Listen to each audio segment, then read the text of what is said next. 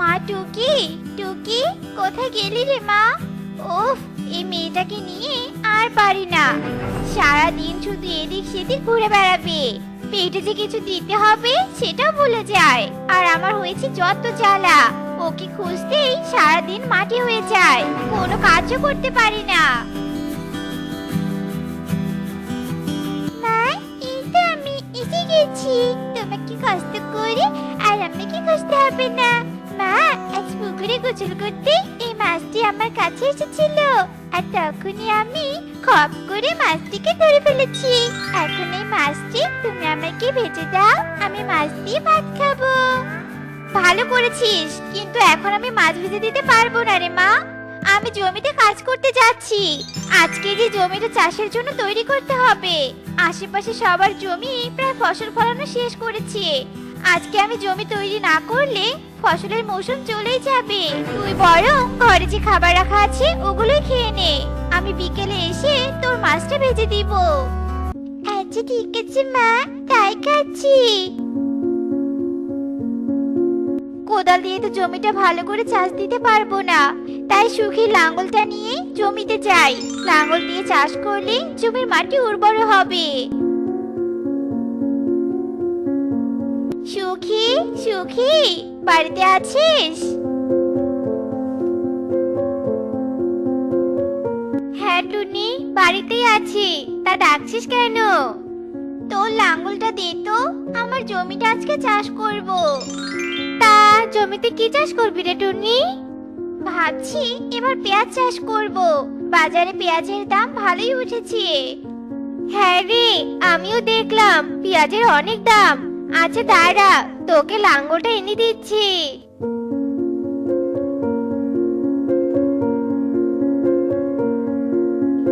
এরপর সুখী টুনিকে লাঙ্গল এনে দেয়, আর টুনি লাঙ্গল নিয়ে জমিতে চলে আসে এবং জমি চাষ দিতে থাকে। এক পর্যায়ে টুনি তার জমি চাষের উপযোগী করে তোলে, আর তখনই সেখানে টুকি চলে আসে। মা, তোমার জমি চাষ করা শেষ হলো? আর কখন বাড়িতে যাবে মা? আর বাড়িতে গিয়ে কখন আমাকে মাছ ভেজে দিবে? আমার আর তর্স হয়েছে না মা। এই তো রে মা, হয়ে গেছে। এখন সুখীর লাঙ্গলটা বাড়িতে দিয়ে এসে তোর মাছটা ভেজে দিব। এত অস্থির হয়েছিস যেন আর কখনো মাছই খাসনি। মাছ তো খেয়েছি, কিন্তু নিজের হাতে ধরা মাছ তো খাওয়ার মজাটাই আলাদা, তাই না বলো? তাই তো এত অস্থির হয়েছি মা। আচ্ছা, এবার চল তবে।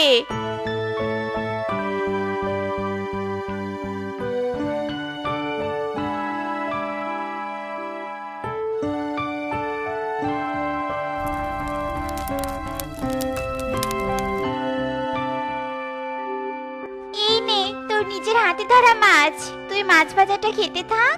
আমি বাজারে গেলাম পেঁয়াজের বীজ আনতে। কাল সকালে আবার পেঁয়াজের বীজ জমিতে ছিটিয়ে দিতে হবে। এত সকালে তো আর বীজের দোকান খুলবে না, তাই এক্ষুনি যাই। ঠিক আছে মা, যাও। আমি আম গাছের নিচে বসে মাছ ভাজি খাই।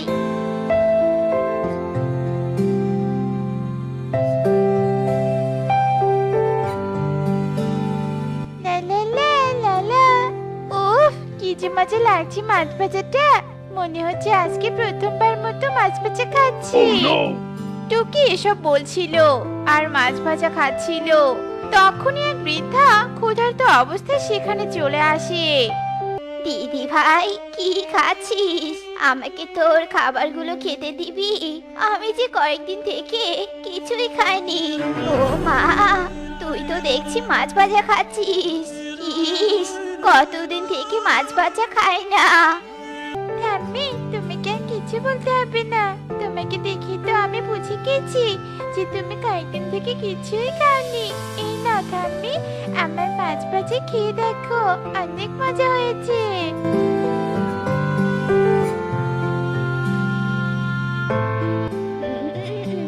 আসলেই তো মাছ ভাজাটা খুব মজা হয়েছে, কিন্তু এই মজাদার খাবারটা তুই আমাকে দিয়ে দিলি। তোর বুঝি মন খারাপ লাগছে? না ঠাম্মি, আমার মন খারাপ লাগছে না, কারণ তুমি খুব ক্ষুধার্ত ছিলে, আর তোমাকে কিছু খাবার খাওয়াতে পেরে আমার ভালো লাগছে। শোনো ঠাম্মি, তুমি কাল আবার এখানে এসো। আমি কাল দুটো মাছ ভাজা নিয়ে আসবো। একটা তুমি খাবে আর একটা আমি খাবো। আচ্ছা ঠিক আছে দিদি ভাই, ঠিক আছে, আমি কাল আবার আসবো। এই বলে মিনু বৃদ্ধা সেখান থেকে চলে যায় আর টুকিও বাড়িতে চলে আসে। ও মা, আকাশে তো দেখছি মেঘ করেছে। মনে হচ্ছে যে কোনো মুহূর্তে বৃষ্টি নামবে।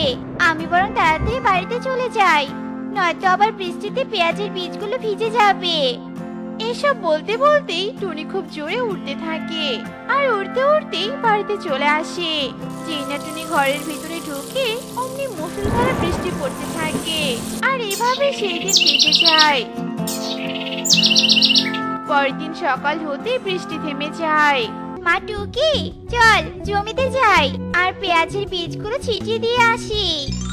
না মা, আমি তোমার সাথে জমিতে যাব না, কারণ আজ আমি পুকুরে মাছ ধরতে যাব আর দুটো মাছ ধরে ঠাম্মি সহ মজা করে খাবো। আচ্ছা ঠিক আছে, যা তবে।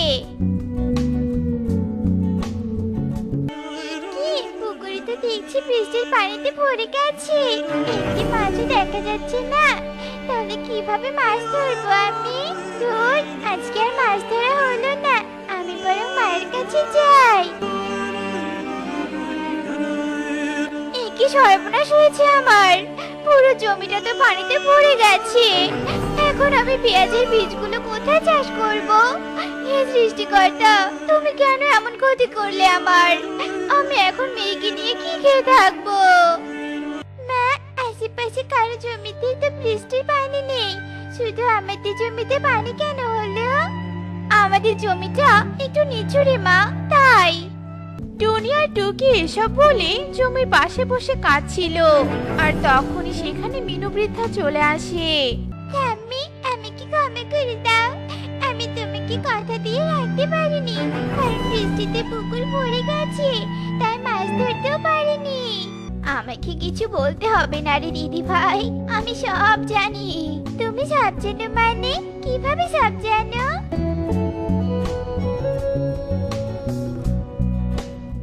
ঠাম্মি, তুমি পরী কি করে হলে? তোকে আমি আসলে একটা পরীকন্যা। কাল আমি বৃদ্ধা সেজে তোমাকে পরীক্ষা করছিলাম যে তুমি গরিব বৃদ্ধাদের কতটা সাহায্য করো, কিন্তু তুমি পরীক্ষায় পাশ করেছো। আমার ভাবনার থেকে তুমি আরো বেশি ভালো। আমাকে রোজ মাছ ভাজা খাওয়াতে চেয়েছো।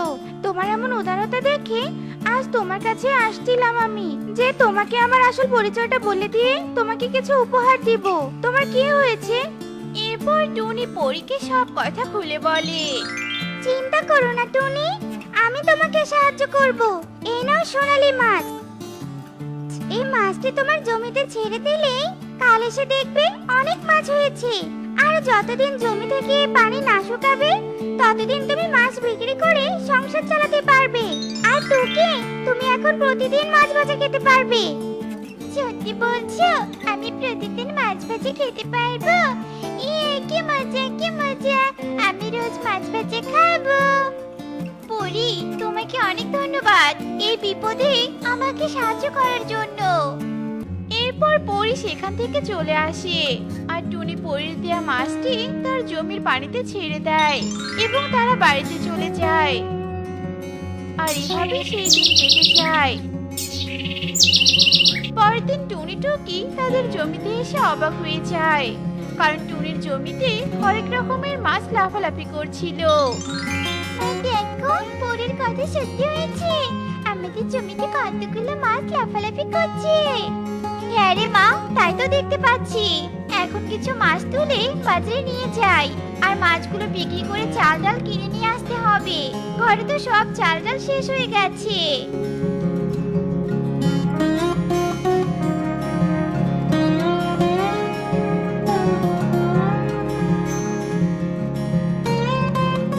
মাছ নিয়ে যাও, মাছ, হরেক রকমের তাজা তাজা মাছ নিয়ে যাও, নিয়ে যাও। এসো এসো দাদারা দিদিরা, হরেক রকমের মাছ নিয়ে যাও। টুনি, আমাকে 1 কেজি মাছ দিয়ে তো। এই নে তোতা, তোর 1 কেজি মাছ। প্রতিদিন আমি বাজারে মাছ বিক্রি করি, আর আজ টুনির জন্য একটা মাছও বিক্রি করতে পারলাম না। কিন্তু টুনির তো কোনো পুকুর নেই, তবে এত মাছ টুনি কোথায় পেলো? যাই জিজ্ঞাসা করে দেখি তো। কি রে টুনি, তোর তো পুকুর নেই, তবে এত মাছ কোথায় পেলি রে? তখনই টুনি সৎ মনে সব কথা কালুকে খুলে বলে, আর সব শুনে কালুর মনে লোভ জন্ম নেয়। ও এই ব্যাপার, তবে আজ রাতেই তোর খেলা শেষ করে দেব। এই বলে কালু সেখান থেকে চলে যায় এবং রাত হওয়ার অপেক্ষা করতে থাকে। দেখতে দেখতে রাত নেমে আসে, আর রাত হওয়ার সাথে সাথে কালু টুনির জমিতে মাছ চুরি করতে চলে আসে। আর যেই না কালু মাছ ধরার জন্য পানিতে নামে, আর তখনই সব মাছ এসে কালুর পায়ে কামড়ে ধরে। ওরে বাবারে, ওরে মারে, আমাকে কেউ বাঁচাও, আমাকে যে সব মাছ ধরে ফেলেছে। তোকে কেউ বাঁচাতে আসবে না, তোকে তো মাছেরা কামড়ে খেয়ে ফেলবে, কারণ তুই একটা লোভী আর চোর। তোর এভাবেই শাস্তি হওয়া উচিত। পরি, এবারের মতো আমাকে ক্ষমা করে দাও। এই কান ধরে বলছি, আমি আর কোনোদিন চুরি করব না। পরি, তোমার পায়ে পড়ি, আমাকে ক্ষমা করে দাও। আর একটা বার সুযোগ দাও, আমি যদি কখনো চুরি করি তখন না হয় শাস্তি দিও। ঠিক আছে, তোকে ক্ষমা করে দিব, কিন্তু একটা শর্ত আছে। কি শর্ত পরি? কিছুদিন পর এই জমির পানি শুকিয়ে যাবে, তখন তুই জমিটা তৈরি করে এই পেঁয়াজের বীজগুলো ছিটিয়ে দিবি, আর টুনিকে আমার সব কথা খুলে বলবি। ঠিক আছে পরি, টুনির জমি সব কাজ করে দেব, তবু এখন মাছের কামড় থেকে বাঁচাও। এরপর পরি কালুকে মাছদের কামড় থেকে বাঁচিয়ে দেয়, আর সেখান থেকে চলে যায় এবং কালু পরির দেয়া পেঁয়াজের বীজ নিয়ে বাড়িতে চলে যায়। আর এভাবে বেশ কিছুদিন কেটে যায়। এদিকে টুনির জমির পানিও শুকিয়ে যায়, আর পানি শুকানোর সাথে সাথে কালু টুনির জমিটা তৈরি করে পেঁয়াজের বীজ ছিটিয়ে দেয়। থাক বাবা, অবশেষে পরির দেওয়া শর্ত পালন করলাম। কি আমার জমিতে কে পেঁয়াজ চাষ করলো? আর এত বড় পেঁয়াজ হচ্ছে তো কখনো দেখিনি। তখনই সেখানে কালু চলে আসে, আর টুনিকে সব কথা খুলে বলে। ও, এগুলো তাহলে পড়ে দেয়া বীজ, এই জন্য এত বড় হয়েছে। কালু দাদা, তুমি যেহেতু কষ্ট করে পেঁয়াজ চাষ করে দিয়েছো, তাই খুশি হয়ে তোমাকে জমির অর্ধেক পেঁয়াজ দিলাম, তুমি বিক্রি করে টাকা নিও। টুনি, তোকে অনেক ধন্যবাদ। তোর জিনিস চুরি করতে এসেছিলাম, এটা জেনেও তুই আমাকে পেঁয়াজ দিলি। তুই অনেক ভালো। এখন থেকে চুরি না করে সবার সাথে মিলেমিশে থাকবো। কালু দাদা, চোরকে কি শুধু শাস্তি দিয়ে চুরি করা বন্ধ করা যায়? বরং তাকে সাহায্য করেও চুরি করা বন্ধ করা যায়।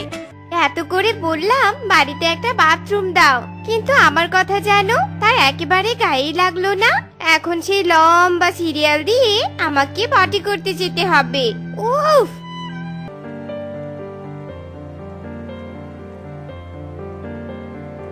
টুনি পটি করার জন্য পাবলিক বাথরুমের সামনে দ্রুত উড়ে যায়।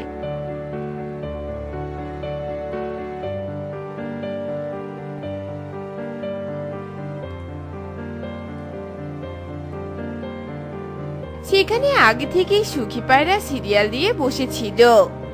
এখন আমার গোসলের সময় হয়েছে, তাই আমার পেছনে সিরিয়াল দিয়ে বসে থাকলেই ভালো হয়। আমার খুব জোরে পটি পেয়েছে রে, আমাকে এক্ষুনি বাথরুমে যেতে হবে। আর আমি যদি এক্ষুনি বাথরুমে যেতে না পারি, তাহলে এখানে যে পটি করে দিব। তুই যা খুশি তাই কর, আমার তাতে কিছু যায় আসে না।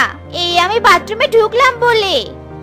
সুখী পায়রা যে না বাথরুমে যাবে, তখনই টুনি সুখীকে ধাক্কা মেরে নিজে যেতে চায়। তুই আমাকে ধাক্কা মারলি, দাঁড়া, তোকে এবার আমি দেখাচ্ছি মজা। এই বলে সুখী টুনির সাথে মারামারি শুরু করে দেয়। বেশ কিছুক্ষণ তারা মারামারি করে।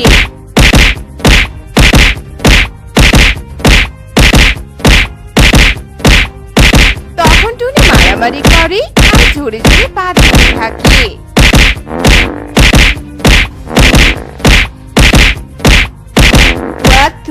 কি তাদের গল্প রে বাবা, তবে এরা মারামারি করছে, তার ভালোই হয়েছে। আমি বরং এই সুযোগে বাথরুমে গিয়ে আমার কাজগুলো সেরে ফেলি। কালুকা সুযোগে সব ব্যবহার করে বাথরুমে ঢুকে যায়। সুখীর বাচ্চা সুখী, তোর জন্য বাথরুমে ঢুকতে পারলাম না আমি। এবার দেখ তোকে আমি কি করি। কি আর করবি, একই তো মনে হচ্ছে মুলা খেয়ে এসে পাত দিচ্ছিস। সুখীকে কথা বলার সুযোগ না দিয়ে টুনি মারতে শুরু করে। সুখীও আবার টুনিকে মারতে থাকে। আর এসব মারামারি করতে করতে টুনি এক পর্যায়ে সেখানেই পটি করে দেয়। ওয়াক ওয়াক, আমার পেটের খাবার সব উল্টে আসছে। ছি ছি ছি, কি গন্ধ। কি শান্তি। যা, এবার তুই একাই বাথরুমের গলা ধরে বসে থাক, আর আমি নদী থেকে স্নানটা করে আসি। সুখী পায়রা টুনির এসব কাণ্ডকলাপ দেখে অবাক হয়ে যায়, আর পটির গন্ধ সহ্য করতে না পেরে বমি করতে করতে সেখান থেকে চলে যায়।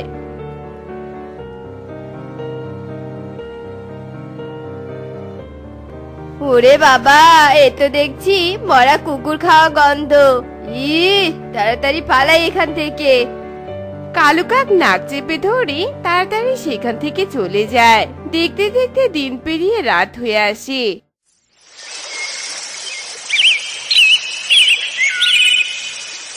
ওইদিকে সুখী পায়রা তার বরের সাথে ঝগড়া শুরু করে দেয়। তোমার মতো অকর্মা বরের সাথে থাকার চেয়ে না থাকাই অনেক ভালো।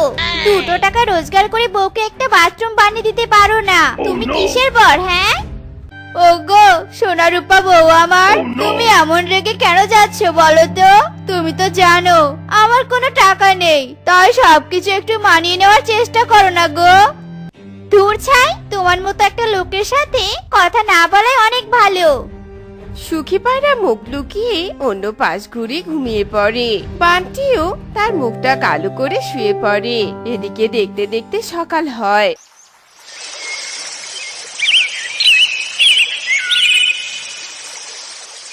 আর সবাই হাতে ব্রাশ থালা বাসন নিয়ে বাথরুমের সামনে ভিড় জমায়। আরে মিনু মাসি, তাড়াতাড়ি বের হও, আমার তো সব বেরিয়ে যেতে চাচ্ছে। বের হও না গো মিনু মাসি। মিনু মাসি বের হও তাড়াতাড়ি। মিনুর কান অব্দি যেন কারো কথাই যাচ্ছিল না। এদিকে কালু মনে মনে একটা ফোন দিয়ে আটে, আর সে তাড়াতাড়ি বাড়ি ফিরে যায়।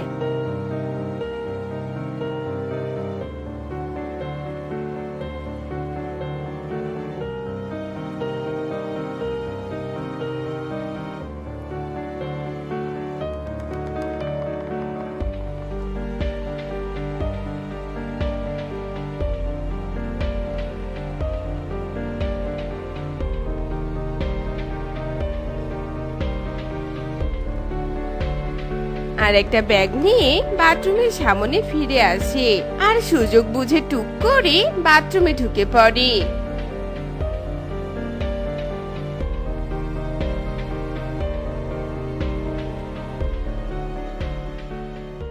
লা লা লা লা লা। এই কালু কাক তো 1 ঘন্টা হয়ে গেল বাথরুমে ঢুকেছে। ওর কি একদম মনে নেই নাকি যে এটা একটা পাবলিক বাথরুম? এই কালু, তাড়াতাড়ি বেরিয়ে আয় বলছি। কালু নিজের গান নিয়ে ব্যস্ত হয়ে পড়ে। এদিকে সবাই বিরক্তি হয়ে বাথরুমের দরজায় কড়া নাড়তে থাকে। তোমাদের জ্বালায় তো আমি একটু ভালো করে পটিটাও করতে পারলাম না। কালু, এ তুই কি করেছিস? পুরো বাথরুম পটি দিয়ে ভরিয়েছিস।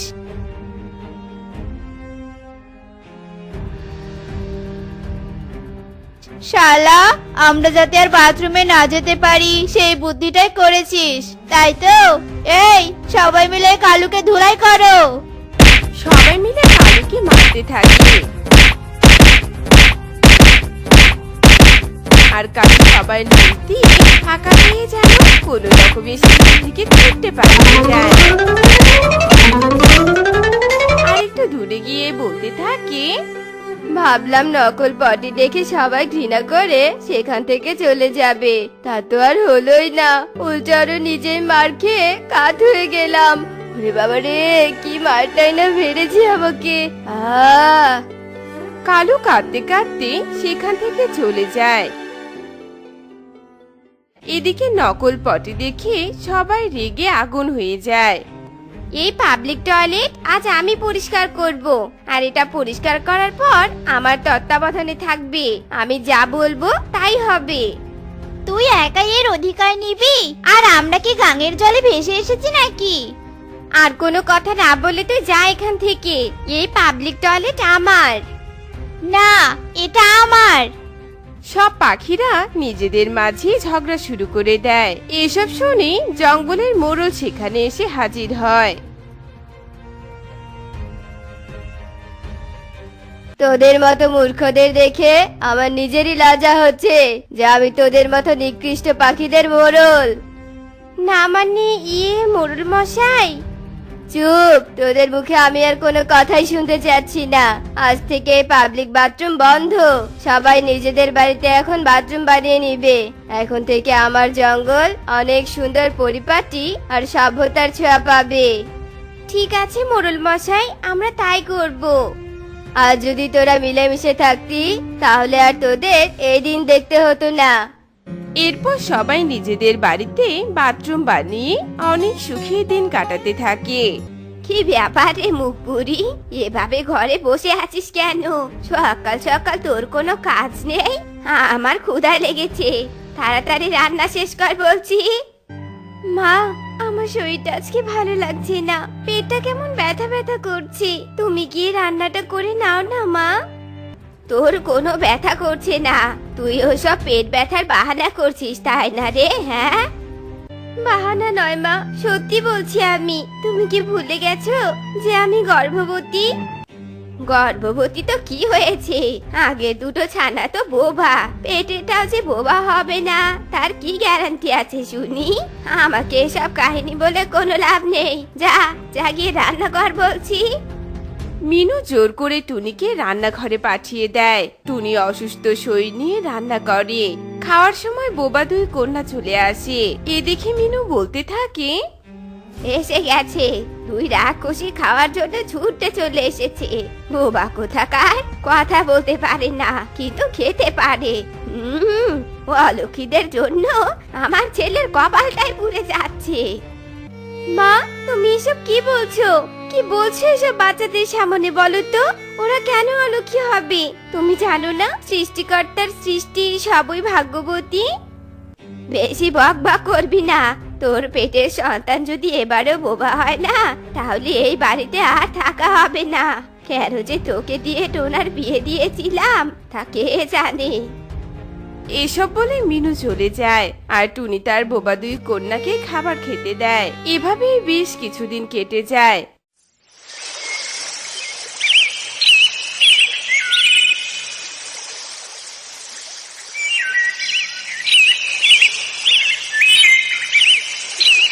একদিন টুনি একটা ডিম দেয়।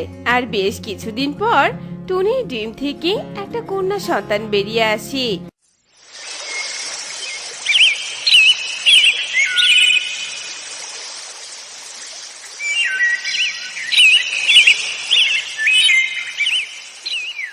এতে করে টুনি অনেক খুশি ছিল। আমার ছোট্ট সোনা টুনটুন। টুনটুন মা, আমার সাথে কথা বল। আমি তোর মা, আমাকে মা বলে ডাক না টুনটুন সোনা। বোবা হয়েছে, এটা বোবা হয়েছে। এই অলক্ষীটা আমার সংসারটা বোবা ছাড়াই ভরিয়ে দিতে চাচ্ছে। হ্যাঁ অলক্ষী, আজ তোর এই বাড়িতে শেষ দিন। আজ টোনা কাজ থেকে আসলে তোকে তাড়িয়ে দিব। মা, তুমি থামো একটু, আমার ভালো লাগছে না এইসব। এই সৃষ্টিকর্তা, তুমি কেন আমার সাথে এমনটা করছো? তুমি আমার কথা বলার শক্তি কেড়ে নিয়ে আমার ছানার কথা বলার ক্ষমতা দাও। আমি যে আর এইসব সহ্য করতে পারছি না। টুকি টিং টিং টুনির সাথে কাঁদে। টুকি মনে মনে বলতে থাকে, কেঁদো না মা, আর কেঁদো না। তোমার কান্না যে আমাদের বুকে গিয়ে আঘাত করে মা। তখনই বাইরে থেকে তোতা ডাকতে থাকে, মিনু মাসি, ও মিনু মাসি, এদিকে এসো গো। টুনি বোন, বাইরে এসে দেখ কি সর্বনাশ হয়েছে। তোতা ডাকে মিনু, টুনি আর বোবা তিন ছানা বাহিরে আসে। আর তোতার সাথে টোনার মৃতদেহ দেখে কাঁদতে থাকে। টোনা বাবা, হায় হায় রে, আমার একই সর্বনাশ হলো। টোনা, দাদা, এ হতে পারে না। টোনা, তোমার সাথে এসব কি করে হলো? তুমি কথা বলো টোনা, তাকাও আমার দিকে। টোনা। টুনটুন টুকি অনেক কাঁদতে থাকে আর মনে মনে ওরা বলতে থাকে, বাবা, তুমি আমাদের ছেড়ে চলে যেতে পারো না। বাবা, ফিরে এসে আমাদের মাঝে। বাবা, ওঠো না, ওঠো বাবা, তোমার মেয়েরা যে তোমাকে ডাকছে। সবাই অনেক কান্নাকাটি করে আর কিছুক্ষণের মধ্যেই টোনার সৎকার করায়। মুখপুরি, এখন কেঁদে কি লাভ? তোর এই কাঙালি বোবা ছানাদের জন্য আমার ছেলেটাকে আজ প্রাণ দিতে হলো। তোদের সময় পুড়ে এসেছে এই বাড়িতে থাকার। যা, বেরিয়ে যা বলছি, আমার বাড়ি থেকে বেরিয়ে যা। মা, পাগল হয়েছে নাকি? এই ছোট তিন বোবা ছানা নিয়ে আমি কোথায় যাব? এরা যে কিছু বলতে পারে না। দয়া করো মা। আমার দয়া মায়া নেই, চলে যা আমার চোখের সামন থেকে তোরা। মিনু টুনি আর তার বোবা তিন ছানাকে তাড়িয়ে দেয়। টুনি ওদের নিয়ে উঠতে থাকে আর অনেক কাঁদতে থাকে।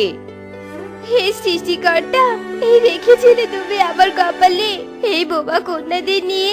আমি এখন কোথায় যাব? ওদের আমি কি খাবো? এই বনে যে আপন বলতে আমার আর কেউ নেই। ওরা উঠতেই থাকে। এভাবে বেশ কিছুক্ষণ কেটে যায়। বোবা তিন ছানা আর উঠতে না পেরে একটা গাছের নিচে দাঁড়িয়ে পড়ে। টুনি ওদের সামনে থাকার কারণে বুঝতে পারে না। কিছু দূর গিয়ে টুনি পিছনে ফিরে তাকায়। এ কি? আমার ছানারা কোথায়? ওদের আবার কোনো বিপদ হলো না তো? এই বলে টুনি আবারও আগের রাস্তায় উঠতে থাকে আর ওদের কাছে আসে। সোনারা, সোনারা, তোরা এখানে? আর আমি তো চিন্তায় পড়ে গিয়েছিলাম। তোরা আমাকে ক্ষমা করে দিস রে মা। তোদের কোনো দোষ নেই, সব দোষ যে আমার। টুনি এভাবে কান্না করে। তখনই তিন বোবা ছানা টুনির পায়ে পড়ে আর কাঁদতে থাকে। মা, আমার ক্ষুধা পেয়েছে, আমাদের কিছু খেতে দাও দয়া করে, নইলে যে আমরা এখানে মরে যাব। কি রে মা, তোরা পায়ে পড়লি কেন? কি হয়েছে? ক্ষুধা পেয়েছে বুঝি তোদের, তাই না? তোরা এখানেই বস, আমি ওই যে একটা দোকান দেখা যাচ্ছে না, ওই দোকান থেকে কিছু খাবার চেয়ে নিয়ে আসি। সোনারা, তোরা এখানেই থাক। দোকানে তো কেউ নেই, আমি বরং ছানাদের কিছু খাবার আগে দিয়ে আসি, পরে দোকানদার দাদা আসলে সব খুলে বলবো। টুনি যেই না এসব ভেবে খাবারে হাত দেয়, তখনই ওখানে যজ্ঞ আসে। চোর, চোর, খাবার চোর! এই, কে কোথায় আছিস? এখানে আয়, চোর ধরা পড়েছে! চোর, চোর! যজ্ঞর কথায় সবাই লাঠি নিয়ে ছুটতে আসে আর টুনিকে মারতে শুরু করে। আমি চোর নই দাদা, আমার কথা শোনো, আমাকে বেরো না। আমার বোবা দিন ছানা আমাকে ছাড়া অসহায় হয়ে যাবে। বেরো না তোমরা, আমাকে বেরো না। ওরা টুনির এসব চিৎকার না শুনে টুনিকে মারতে থাকে। সবাই টুনিকে মারতে মারতে মেরে ফেলে। এরপর সবাই সেখান থেকে চলে যায়। বোবা তিন ছানা টুনির মৃতদেহের কাছে আসে। মা, তোমার কি হয়েছে? তুমি কথা বলো মা। তোমরা কেন মারলে আমাদের মাকে? মা ছেড়েছে আমাদের কেউ নেই। সৃষ্টিকর্তা, তুমি আমাদের মাকে আমাদের কাছে ফিরিয়ে দাও। বোবা তিন ছানা এভাবে অনেক কাঁদে আর তারপর টুনি সৎকার করায়। এভাবে আরো 2 দিন কেটে যায়।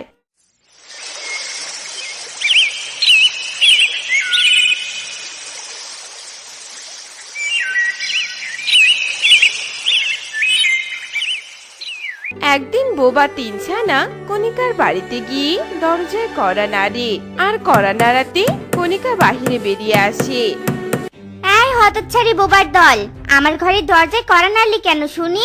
তোদের দেখলে আমার ঘৃণা লাগে। তোরা চলে যা এখান থেকে। বললাম না, তোদের দেখলে আমার ঘৃণা লাগে। তারপরও তোরা ইচ্ছে করে আমার পা জড়িয়ে ধরেছিস, তাই না? টুকি মাথা নাড়িয়ে মনে মনে বলতে থাকে, না না মাসিমা, আমরা খাবার চাই। আমাদের যে অনেক ক্ষুধা লেগেছে। ছাড় ছাড় মুখপুরীর দল, দাঁড়া তোদের দেখাচ্ছি মজা।